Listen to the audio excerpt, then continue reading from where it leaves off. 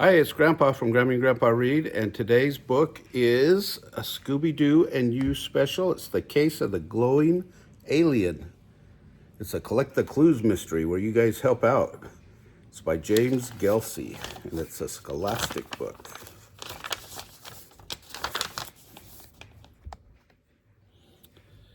Hey, come on over, Fred calls from across the pizza parlor. It's great to see you. You close the door to Louie's Pizza Parlor. It's warm inside and the smell of freshly baked pizza fills the place. You walk over to the big booth in the back where Fred, Velma, Daphne, Shaggy, and Scooby are sitting. Shaggy and Scooby each have a big pile of pizza crusts in front of them.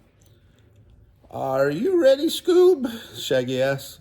Ready, Scooby says, smiling. On the count of three, Shaggy continues. 1, 2, wait, hold it, Shaggy looks at you. Like, do you want to join our crust crunching contest? He asks. Shaggy, we'd like to talk to our friend if you don't mind, Daphne interrupts. Gee, Daff, I was just being friendly, Shaggy replies. Okay, Scoob, where was I? Read, Scooby exclaims as he starts devouring the pizza crusts. Hey, no fair, Shaggy yells. Then he starts gobbling up the pizza crust too. Don't mind them, Velma says. They've been talking about their crust crunching contest all day. All week is more like it, Daphne adds. Ever since we got back from solving our last mystery. And that was some mystery, Fred says. It was unlike anything we'd ever had to solve. You're having a hard time paying attention to Fred, Daphne, and Velma. Shaggy and Scooby are crunching up a storm, and bits of pizza crust are flying everywhere. Shaggy says with a mouthful of pizza crust. What did you say? Or what did you say, Daphne asks. Shaggy says, trying to swallow his mouthful of food. You really shouldn't talk with your mouth full, Velma lectures. It's bad for your digestion. I think he's trying to say, Fred begins. Finished, Scooby says, licking his lips. His plate is clean and his mouth is empty. Shaggy says, still working on the food in his mouth. You smile and congratulate Scooby, giving him a pat on the head. Now, about that mystery, Fred says, we sure could have used your help.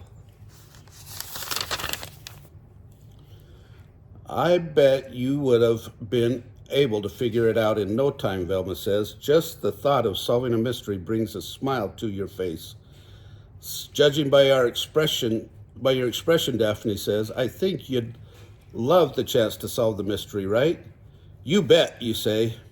That's great, Fred says, because it just so happens that you can. This is our clue keeper for the case. Fred holds up a small notebook with a patterned cover. We call this mystery the Case of the Glowing Alien, Fred says as he hands you the notebook. We write down everything that happens to us in our clue keeper, Daphne explains. The people we meet, the clues we find, things like that. We take turns writing the journal.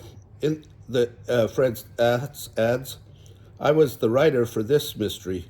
All you have to do is read our clue keeper, Velma continues. We've even added some shortcuts. Whenever you see the eyes, you know that you've met a suspect in the case. And whenever you see this flashlight, you've found a clue. Our clue keeper is divided into sections, Fred says. At the end of some entries, we'll ask you questions. This will help you organize the suspects and clues you find. All you need is your own clue keeper and a pen or pencil. So what do you say, Daphne asks. Are you ready?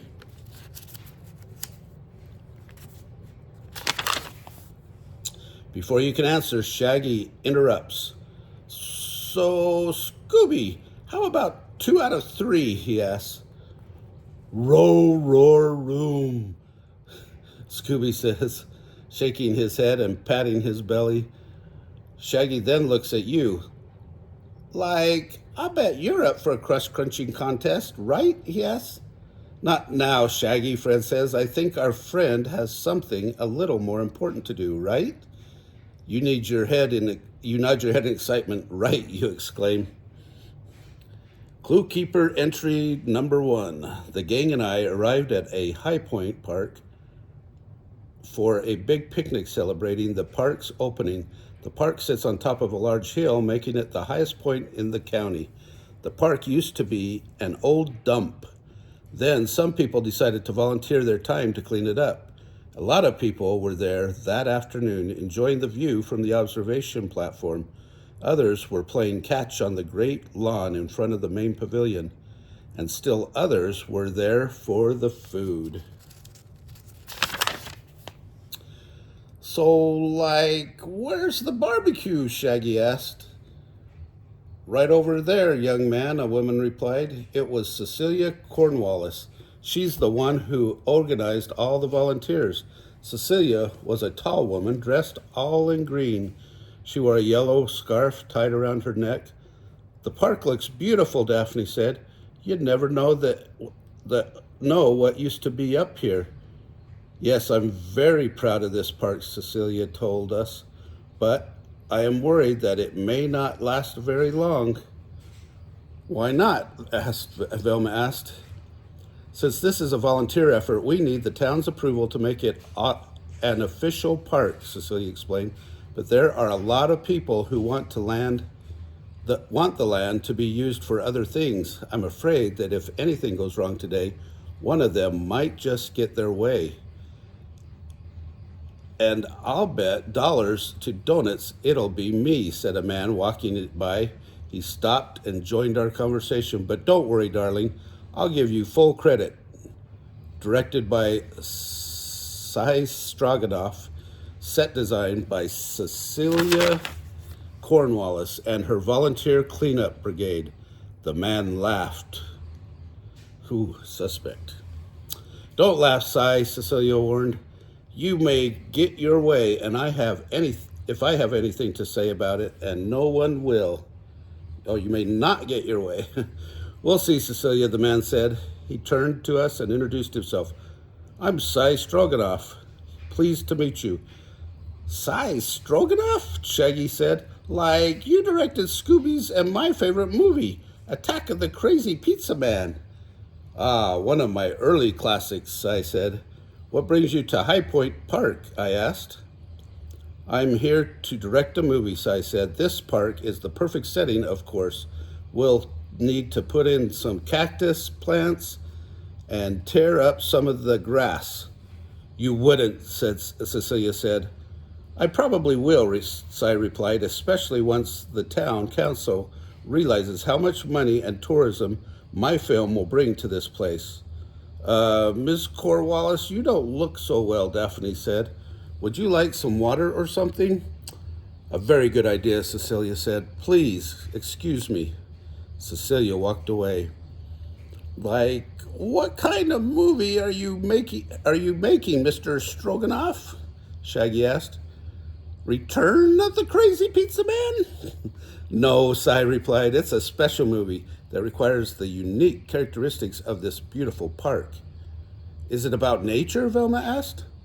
No, aliens, Cy said. With lots of special effects. We've even started running wires and things in the trees. They're part of our special effects. You see, now, if you'll excuse me, I must go to the effects trailer and check on the latest version of the alien.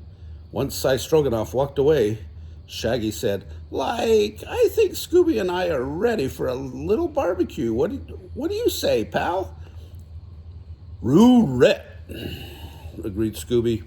Shaggy and Scooby walked over to the food while Daphne, Velma, and I went to check out the view.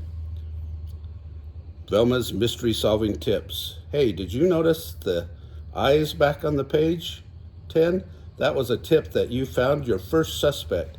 Now grab your clue keeper and answer the following questions about this suspect. What was the suspect's name? Cy Stroganoff. What kind of work does he do? He's a movie producer. And why is he so interested in the park? Because he wants to shoot a movie, right? Clue keeper entry number 2. Shaggy and Scooby walked across the grass toward the barbecues. Hey, Scoob, remember that scene from Attack of the Crazy Pizza Man? Shaggy asked. You know, the one where the crazy pizza man splashes tomato sauce all over everybody? They sure don't make movies like that anymore, right, pal? Scooby? Scooby realized that Shaggy realized that Scooby wasn't paying attention. Scooby was watching a small animal scurry across the grass. Scooby, that's just a squirrel, Shaggy said. Rotrish, Scooby whispered to Shaggy. Scooby crouched down and crawled very slowly across the grass on his stomach. Just as he was about to stand up and shout, "Boo!" two men came running over. "Hey, stop!" they yelled. The squirrel looked up at Scooby. It made a screeching sound so loud that Scooby had to cover his ears. Then the squirrel jumped up onto Scooby's back. From there, it jumped onto the tree and ran up the trunk, disappearing into the branches. Shaggy ran over to the tree as the two men got there. "We're sorry we yelled at you," one of them said, "but we didn't want you to hurt the squirrel," the others added. "They can get upset quite easily." "Like, are there really two people there?" Shaggy whispered to Scooby, "or am I seeing double?" The two men, it turned out, were identical twins. "We're the Bell brothers," the other said. "I'm Don, and this is Ron. We run the local animal shelter." Uh-oh, there's eyes. They must be suspects. So like, what's the big deal about the squirrel?" Shaggy asked. "That was no ordinary squirrel," Ron answered. "It was a red-bellied sap squirrel." "The red-bellied sap squirrel is a very rare breed," Don explained. "It's almost extinct, in fact." Ron continued, "And this park is the only red-bellied sap squirrel habitat left in this part of the country. We spent a lot of time and money trying to protect these squirrels and their habitat," Don said. "We've put monitoring equipment all over the park so we can keep track of them. Look up in that tree there." Don pointed to a small black box hidden among the branches of the tree. "We're trying to get this park turned into a nature preserve," Don continued, "so the squirrels will have a safe place to live. We've even strung wires between the treetops," Ron said. That way the squirrels can get around without having to walk on the ground. That keeps them safe from their squirrel enemies." "Like, who would that be?" Shaggy asked. "Well, people for one," Ron answered. "They trample in the nuts and berries that the squirrels eat." Then he looked right at Scooby. "But dogs are an even greater threat." "We submitted a petition to the town council," Don said, "but even if they don't approve it, we'll keep on fighting." "Don, over there," Ron said. "Someone's about to feed a squirrel. Come on, run." Ron ran off, followed by Don. "Speaking of feeding," Shaggy said, let's find that barbecue. We still have time for a pre-dinner snack." Did you see the eyes on page 15? Groovy. Now, open your clue keeper and answer the following questions in this entry. What are the suspects' names? Ron and Don. What kind of work do they do? They're nature preservists. Why are they so interested in the park? Now go and have a snack. They want to make it into a nature preserve, right? Clue keeper entry number 3. Daphne, Velma, and I stood along the observation platform at one end of the park. The sun was just beginning to set. We looked out over the miles and miles of hills and trees. "Jinkies!" Velma exclaimed. "I wonder how far you can see from here." "On a clear day, you can see for 27 miles, a man said. I looked over and saw a man standing with a telescope. 27 miles straight ahead, the man said. "But thousands of miles straight up," he pointed to the sky. "Straight up?" Daphne asked. "Hey, are you an astronomer?" "That's right. My name's Greg Grogan," the man said. "There's no other place like this for miles, you know. I've been begging the town to build an observatory here for years." There's the eyes. He's a suspect. Then you must be happy that this park finally opened, I said. Oh, no, no, no, Greg replied. The last thing I want is a park here. No, what this town needs is a state-of-the-art observatory for mapping other galaxies and finding comets and looking for life in space. Did you say life in space? Velma asked. Of course, Greg said. There have been no less than 17 UFO sightings up here alone. I've seen 6 of them myself. I looked at the girls. They looked at me. I could tell they were thinking what I was thinking. This guy is a bit odd, to say the least. I know what you're thinking, Greg said. I'm just another loony who's looking for aliens, but mark my words, those aliens will show up and prove I'm right. Before you know it, you'll be looking at the Gregory Grogan Observatory right here. Now, if you'll excuse me, I have to find a certain star before the fireworks start. We had forgotten about the big fireworks show scheduled for that evening. We made our quick goodbyes to Greg Grogan and headed back to the center of the park. He gave me the creeps, Daphne said. Like, did you meet those crazy brothers, too? Shaggy asked. He and Scooby walked up to the girls and me. They were finishing their barbecue snacks. What brothers? Velma asked. We were talking about Greg Grogan, the guy looking through the telescope. Scooby and I just ran into these 2 creepy twin brothers, Shaggy said. Like, they thought Scooby was going to hurt one of their red-bellied sap squirrels. That's odd, said Velma. Like, I know, Shaggy agreed. I mean, everybody knows my pal here would never hurt a squirrel, right, Scoob? Right, Scooby said. No, Shaggy, I mean about the red-bellied sap squirrels, Velma continued. I've never heard of that kind of squirrel. Well, don't tell these brothers, Shaggy said. They want to turn the park into a nature preserve just to protect them. It sounds to me like Cecilia Cornwallis has a lot of reasons to be worried about the park, I said. I just hope everything turns out okay, Daphne said. Of course it will, Daft, Shaggy said. Like, what could possibly go wrong? So did you catch the eyes on page 20? Fred and I thought you could grab the clue keeper and answer a few questions about this suspect. What was his name? Greg Grogan. What kind of work does he do? He's an astronomer. And why is he so interested in the park? Because he wants to build an observatory. Clue keeper entry number 4. By the time it was dark outside, everyone had gathered on the great lawn in the center of the park for the fireworks show. The gang and I sat down on the grass and waited for the show to begin. One by one, the lights on the lampposts started going out. Huh? Scooby asked. Don't worry, Scooby, Daphne said. They're just turning out the lampposts so we can see the fireworks better, that's all. Okay, Scooby said in relief. Then a funny sound filled the air. Like, I've heard some weird music before, Shaggy said, but this is the weirdest. A moment later, a bright light descended from the sky. As it got lower, the strange sound got louder. Suddenly, there was a big flash of light and a huge puff of smoke. The crowd started getting scared. I wonder what's going on, Velma asked.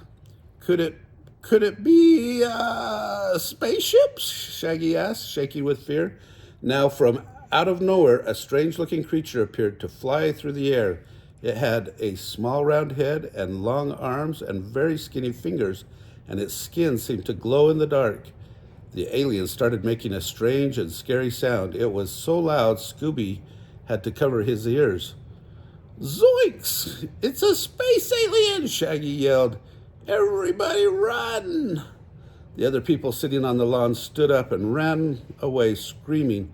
The alien flew back and forth, making all kinds of strange sounds. Then it suddenly disappeared. As the people ran out of the park, Cecilia Cornwallis walked around trying to calm them down. Soon the gang, Ms. Cornwallis and I, were the only ones left. I can't believe it, Cecilia said. Once word spreads about this, they'll close the park for sure. Who would want to come to a park that is haunted by aliens? Wow, Daphne exclaimed. Do you think that Greg Grogan and could have been right about intelligent life in outer space?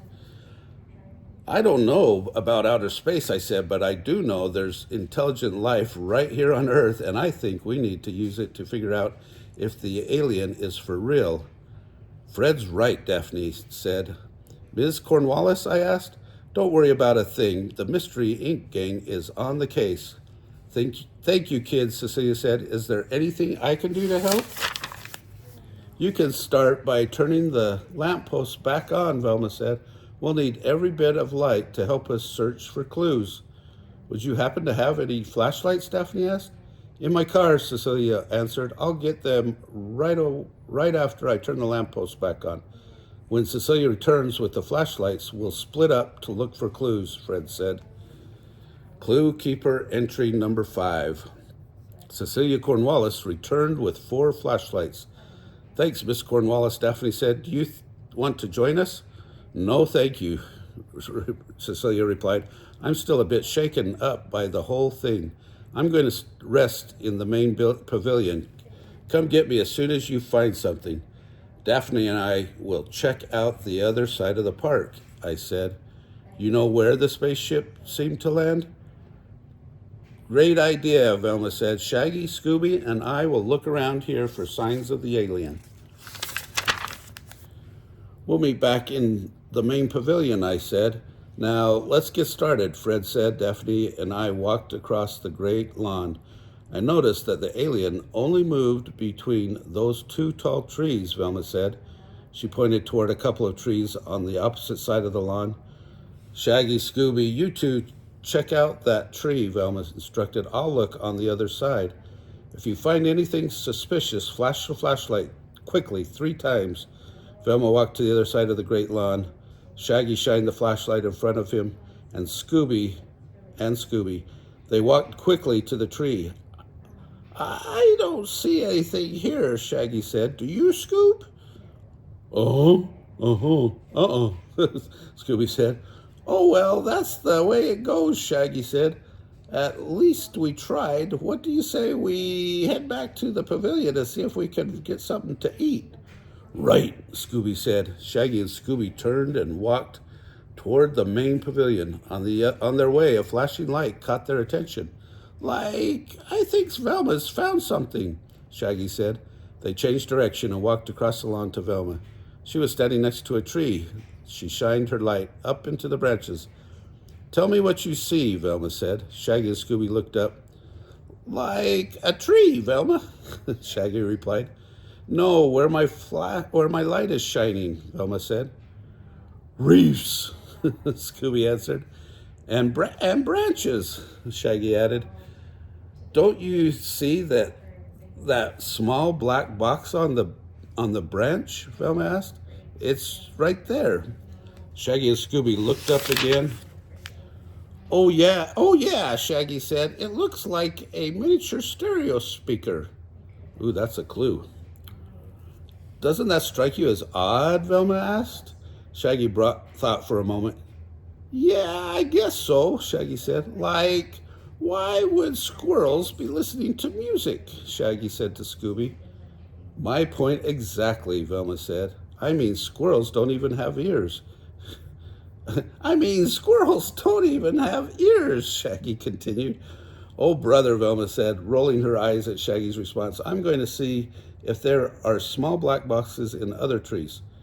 Great, Shaggy said. Scooby and I will go check out the snack bar. Go meet Fred and Daphne at the main pavilion. Just be careful, you two, Velma warned. No sweat, Velma, Shaggy said. We're just walking across the lawn to the main pavilion. What could possibly happen to us between here and there? Velma's mystery-solving tips. Did you notice the flashlight on page 32? That's where you'll find your first clue. Open up your clue keeper and answer the following questions about it. What clue did you find in this entry? A black speaker box, right? What do you think the clue has to do with the alien? There was strange music, right? Or noises when the alien appeared. And which of the suspects would have left this clue? Well, we know the twins were putting boxes up in the trees, right?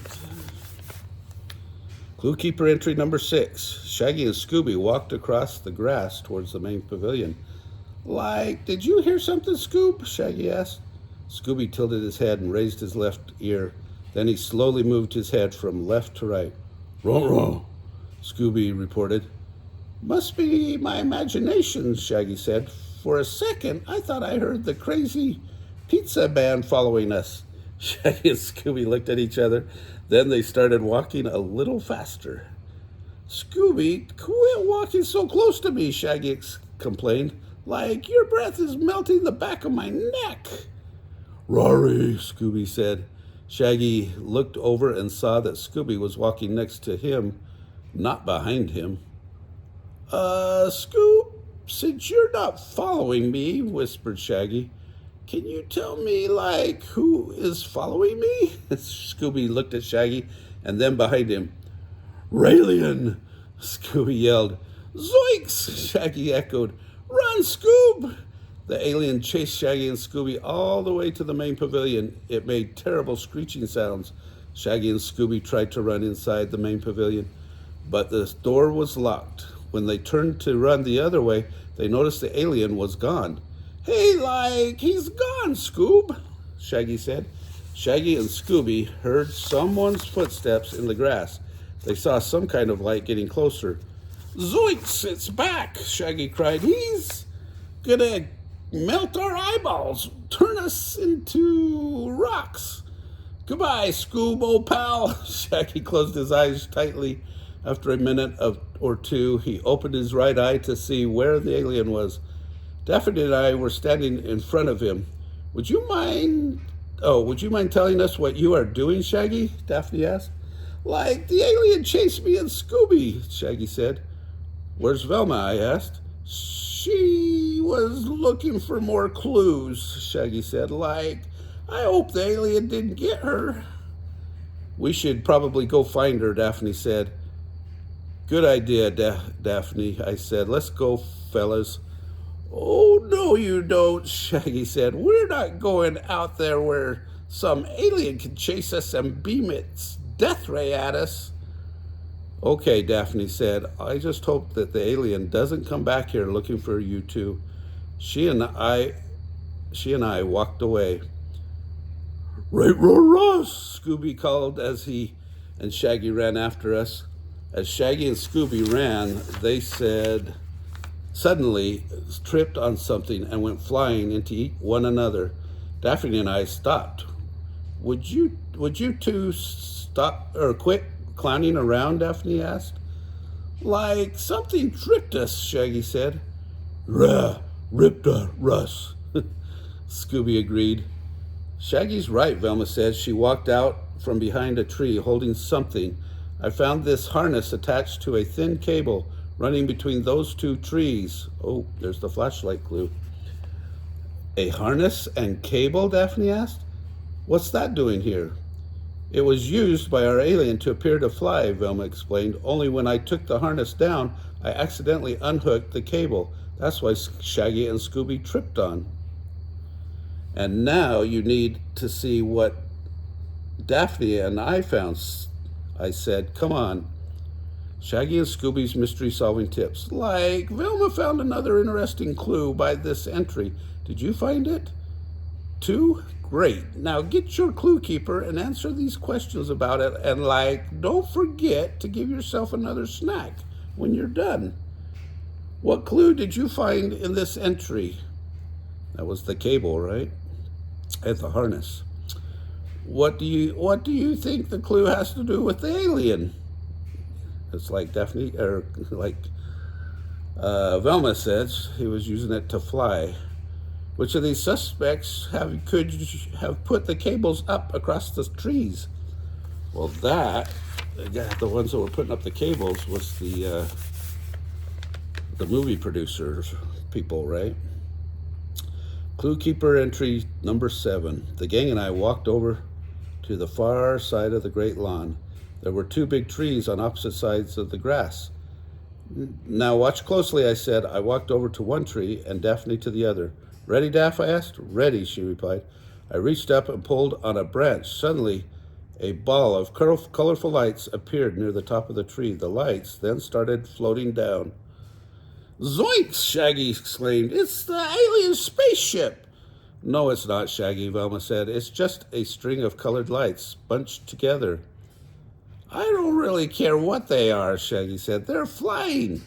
Actually, the lights are attached to a very thin wire that extends from the top of that tree to the bottom of this one, Daphne said. I'm pulling another wire that's making the lights move. So, like, it's not a spaceship? Shaggy asked. That's a relief, right, Scoob? Scoob? Scooby was holding something. He reached down and touched it with his paw. A loud screeching sound filled the air. Rights! Scooby yelled. He jumped up and threw the thing to the ground. The alien! Shaggy yelled. Velma walked over to where the sound was coming from. She knelt down and picked up something up. She pushed a button on it and the sound stopped. Scooby, where did you get that? I asked. Ron Roo Ross, Scooby answered. Velma looked at it carefully. That's odd, she said. The portable cassette player has a built-in loudspeaker. Oh, that's a clue. Yeah, emphasis on loud, Shaggy said. I'll bet the alien dropped it when he was chasing you earlier, Daphne said. Things are starting to fall into place, Velma said. I have a hunch that this alien isn't from another town, much less another planet. Velma's right, I said. It's time to set a trap. Fred and Daphne's mystery-solving tips. Daphne and I hope you saw the flashlight on page 42 because this is an important clue. Make sure you answer all the questions about it in your clue keeper. What clue did you find in this entry? A portable cassette player. What other time do you remember hearing a sound like this? When the alien came. What suspects are around when you heard that sound? I'm not sure. You guys know? Clue keeper entry 8. The gang and I had a great idea for a trap. We were going out the alien. First, Velma and Daphne needed to disguise Scooby as an alien. Then Shaggy was supposed to get the alien to chase him across the great lawn. When the alien got to a certain spot, Scooby would fly through the air using the harness and wires that Velma found earlier. Once Scooby startled the alien, Shaggy and I would jump out and capture it in one of the picnic blankets left on the lawn. The only hard part was convincing Scooby-Doo. Please, Scooby, Daphne asked. We'll give you a Scooby snack. Scooby answered. He crossed his paws and looked away. Will you do it for 2 Scooby snacks? Velma asked. Scooby thought for a moment. Rope. All right, 3 Scooby snacks, Daphne said, but that's it. Okay, said Scooby. Daphne and Velma took turns tossing 3 Scooby snacks into the air. Scooby jumped up and gobbled down each one. We were finally able to spring into action. Daphne and Velma took Scooby aside and started putting together an alien disguise. I walked with Shaggy toward the main pavilion. Shaggy, remember, just make sure you run to the right trees, I said. Like, I'm so scared that any tree where there isn't an alien is the right tree for me, Shaggy replied. Then don't think about the alien, I coaxed. Pretend you're being chased by the crazy pizza man instead. The crazy pizza man? Shaggy said. No one's afraid of the crazy pizza man. He's like made out of pizza crusts and burnt cheese. That's great, I said. I'll get you scared. Think of the crazy pizza man. I turned and left Shaggy. Oh, if you get scared, think of the crazy pizza man. I turned and left Shaggy alone inside I was holding my breath, hoping that he wouldn't mess up the plans. Oh, I'm not scared, Shaggy called, but thanks to all the talk about the crazy pizza man, now I'm hungry. Shaggy stood on the grass and looked around. It was pretty quiet. Hey, alien, come out from wherever you are, Shaggy called. Like maybe he flew back to his planet. Shaggy walked across the lawn. After a few steps, Shaggy felt the same hot breath on the back of his neck. Gulp! Shaggy swallowed hard. He turned his head just a bit and caught a glimpse of a greenish face and long, slender fingers. Zoinks! Shaggy exclaimed. Coming through! Shaggy started running. The alien chased him all over the great lawn. Psst, Shaggy, Daphne whispered from the trees. This way. She pointed toward the middle of the great lawn. Shaggy started running in that direction. Suddenly, a strange-looking creature flew out of nowhere across the sky. Zoink! Shaggy yelled. It's another one! He turned and started running in the opposite direction. I quickly caught Shaggy's attention and waved him over behind a tree.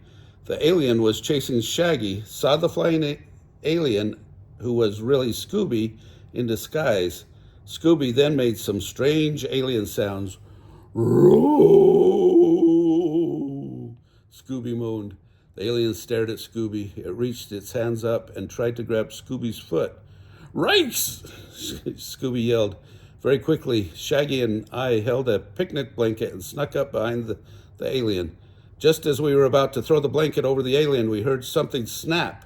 Shaggy had stepped on a branch. The alien whipped around and let out a big screech, startling us. Suddenly, everyone heard the flying alien say, Ruby, Ruby, Roo. The alien looked up and saw Scooby unfasten his harness. Before the glowing alien could run away, Scooby landed right on top of him with a thud. Cecilia Cornwallis ran across the lawn with Daphne and Velma. You've caught him, Cecilia exclaimed. How wonderful. Would you like to see who's behind all this? Daphne asked. Absolutely, dear, Cecilia replied. She reached over and pulled the alien's mask right off his head.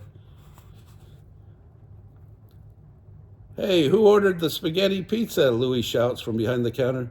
You look up from reading the gang's clue keeper. Well, now you've met all the suspects and found all the clues, Fred says. Do you think you're up to solving the mystery? You nod your head. Great, Daphne says. Here's some advice. Look at your list of suspects and clues and answer these questions. First, who do you think had a good reason to scare people away from the park? Velma asks. Second, who do you think had the know-how to scare people away from the park? Fred asks. Third, who do you think had the opportunity to scare people away from the park? Daphne asks. See if you can eliminate any of the suspects, Velma suggests. Then, using all of the information you've collected as well as your own smarts, try to figure out who the alien really is. Like anybody wants some? Shaggy asks, as Louis puts a huge plate in front of him and Scooby. Louis makes the best spaghetti pizza around. Why don't you solve the mystery while Shaggy and Scooby are having their snacks? Daphne suggests then when you're done, we'll tell you who was behind all the antics. Jinkies, it's your last chance to solve the mystery before the gang reveals the answer. When you're ready, turn the page to read the groovy ending of The Case of the Glowing Alien. So who do you guys think it was? I bet it was all three. What do you think? The Bell brothers were behind the whole thing, Velma said. Don wore the alien costume and Ron operated the fake spaceship and lights and pulleys to make Don fly. You know that your other two suspects were Greg Grogan, the amateur astronomer, Daphne says, and Cy Stroganoff, Fred adds. All the suspects had reasons for wanting to keep people away from the park. After thinking about it a bit, we decided Greg Grogan couldn't have had anything to do with the mystery, Daphne says. After all, he's the only suspect who truly believed in intelligent life on other planets. He wouldn't want people to think that aliens were mean and scary. That left the Bell brothers and Cy Stroganoff, Fred says. They all had access to the park to put up wires and speakers and things, After all, Cy Stroganoff, and he was already preparing for his movie shoot, Daphne says, and the Bell brothers said they put up monitors and cables for the squirrels. Mr. Stroganoff could have used his movie equipment to make the alien and all the effects, Fred explains, or the Bell brothers could have used their monitors or as loudspeakers and stolen the rest from Mr. Stroganoff's storage truck. The clue that tipped us off was the portable tape players that Scooby found, Velma says. It was supposed to be the alien's voice, but the sound on the tape is definitely not from outer space. Right, Scooby? Right, agrees Scooby. The Bell brothers had recorded the squirrel sounds and used them to make the alien's screeches, Daphne explains, all in the name of preserving the red-bellied sap squirrel. Just then, a red-bellied sap squirrel jumps up from under the table and sits next to the spaghetti pizza and Scooby. The squirrel takes a nibble of the pizza crust and screeches happily, and turning their nature preserve into an all-squirrel zoo that they hoped to make money on, Fred adds. Everyone across the table now looks at you. So how did you do? Daphne asks. I'll bet you solved the mystery without any problem, Velma adds with a smile. After all, you do have some pretty good teachers. Like solving mysteries isn't all you can learn from us, Shaggy says to you. Really, Daphne asks, what else is there? Like the best way to eat a spaghetti pizza, Shaggy says. He and Shaggy each take a huge bite of the spaghetti pizza. As they slurp up the spaghetti, you notice that they are eating opposite ends of the same piece. Shaggy and Scooby both try to slurp the spaghetti into their mouths. Suddenly, the red-bellied sap squirrel jumps up and takes a bite out of the middle.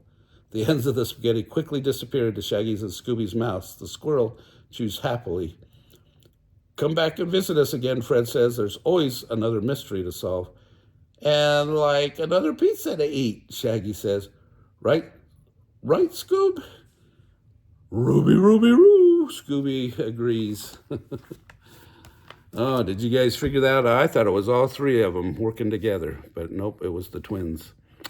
So hope you guys solved that mystery. If you like this book, smash the like button down below. Give us a big thumbs up. Subscribe to the channel and watch the Scooby-Doo playlist.